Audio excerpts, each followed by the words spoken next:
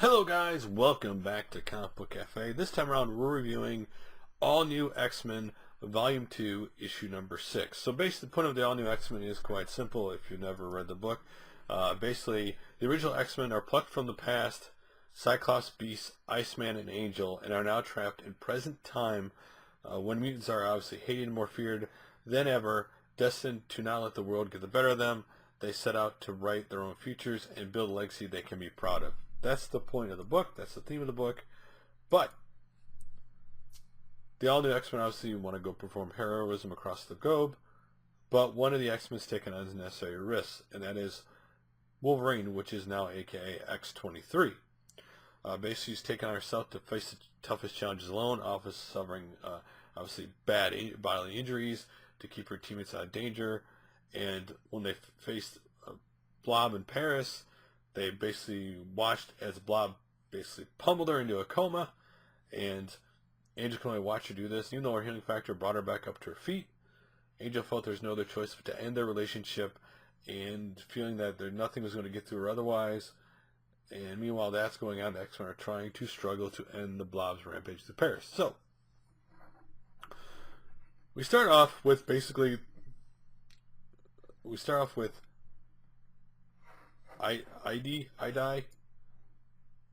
sitting in front of the Notre Dame in Paris and wondering why she cares about this church. Like, she's like, why do I care about this silly building? But while everybody else is fighting, she's standing there basically protecting it. So she tells Iceman, you gotta stop him. And Iceman's like, why he's being funny in his head. He's like, does she know I know what I'm doing? Me versus him, this is what's going to happen. And then while he's thinking that, at the very end, the Blob finally catches him and nails him. And so I think that IDIE, she jumps in. She has the fire and ice power, and ultimately she throws the Blob away from Notre Dame, because when Bobby used his powers, Iceman, he actually made it slide really fast towards Notre Dame, and she ends up using fire ice to save him and throw him away, but didn't defeat him. And while that's going on, Cyclops is watching, seeing how everybody's playing, basically being individuals, not fighting as a team, and he needs to think and strategize what's going on. While he's thinking, all of a sudden, he gets hit by a car from behind. The Kid Apocalypse sees it, tries to see if Cyclops is all right, and then out of the car pops Toad, drunk,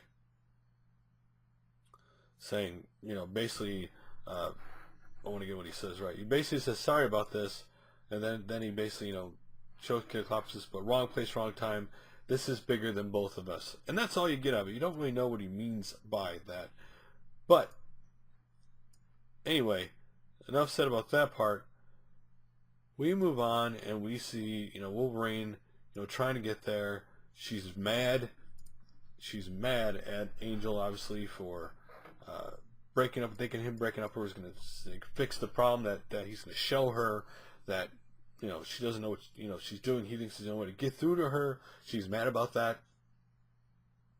Anyway, the fighting continues, and basically, the Blob beats up, obviously, on, the current Beast badly, just pummels him, like the old Beast. He had to turn bluey and fangy and figure something out, and you see Beast think about how, how he thinks inadequate he is to that Beast and everything, how he needs to get up to speed, or is he going to always be like basically mediocre and not going to be able to catch on? He's worried about this all while he's getting beat up at the same time. So basically then, Blob gets to Idi, and he's hungry, he thinks close, he's going to eat her or whatever, and right as he thinks to get her, and she's thinking about it, man, hopefully, God, I'm trying to save this, can you send somebody to help? And Angel, with his firepower, again, he's got this firepower, shows up and fights the Blob. And it's funny to see his thinking, just like X-23 Wolverine, because he's thinking about her too, she thinks, I always take it easy, I always, not take risks, not can get savage or whatever. And he's like, I'll show her savage. And he just unleashes on Blob. He grabs this like rock hammer thing and sticks it in his eye, making him a bloody eye, and then he uses his firepower, just roasts him, and Blob's laying on the ground all roasted and beat up, and you know, Wolverine tries to say something to him. You know, she's thinking in her head, is this what he means by, is this what it's like when he doesn't hold back? Because she knows he's holding back because he's afraid of the new firepower he has. He's afraid of it. He doesn't know. He's worried what could happen if he lets loose, who could get hurt. And it just kind of blows her off. Like, he's still like really mad at her. It just blows her off and leaves is what he ultimately does. But it's a cool battle. I mean, it's cool to see his new powers in action. It's really awesome to see the firepower, which is really awesome panels of that. And then we see Iceman and Eye talking, and Iceman talking about how he always, you know, basically just says things on the top of his head and doesn't think about it. You know, he doesn't mean overstep boundaries and stuff. And she talks about she's still Catholic, obviously must be Catholic, because, you know, she wanted to protect that church.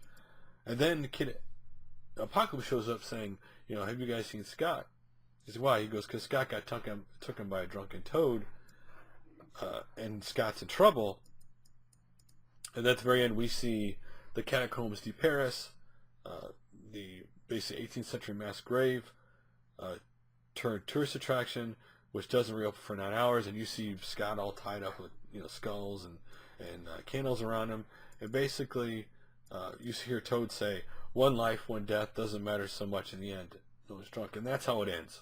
So a really good book. Again, it's cool to see Blob and seeing the, you know, Brotherhood of Evil and the Brotherhood of Evil mutants being so hard to beat, and a bunch of different stories going on. By the way, loved Angel's new powers. Again, I really haven't read the book, to be honest, so I didn't even know he had this cool firepower. But it's cool to see how them to try to adjust to the present time and enemies they don't know about, and obviously they're all behind the 8 ball. So, again, this was a book where if you're a kind of person who can put things together as you read a story and move along, you can pick up this issue and go on. If you're not, you clearly should read the first 5 issues before getting into this, for the characters and everything, even the first volume, because again, these characters are from the past. So, but otherwise, if you can, you know, catch up and read along, or just like to jump into a series and try to figure out as it goes along, you can definitely jump into the issue. The artwork is awesome in this book, and it's good showing them how to struggle, right? Struggling to try to beat him, trying to figure out, but they're still only fighting as individuals, not as a team yet. Anyway, overall, a good book. It was a good book. It was a good read. If you like, again, mutants and that kind of stuff, this is definitely your book.